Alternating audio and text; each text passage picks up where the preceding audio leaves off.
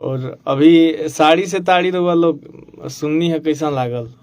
दिन भर क के हम आइल बानी काम हो गइल शाम, कुछ कर इंतजाम हो। तो जी हाँ दोस्तों, हाल ही में आए सॉन्ग पवन सिंह का साड़ी से ताड़ी अभी देख रहे हैं कितना सुर्खियों में है। इसी बीच एक बड़ी खबर आ रही है। दर्शकों के मन में एक सवाल है कि विजय चौहान आखिर खेसारी लाल यादव को छोड़कर पवन सिंह के साथ इतना क्यों घुल मिल गए हैं। दर्शकों में ये सवाल बहुत तेजी से फैल रहा है।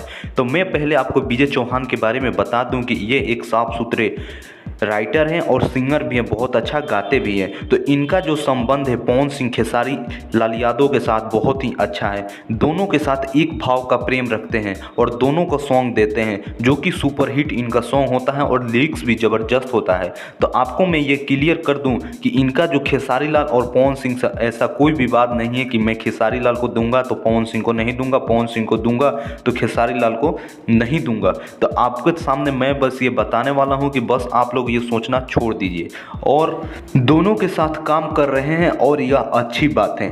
ये चैनल के आप लोग सब्सक्राइब करीजा, ढेर सारा आशीर्वाद देह।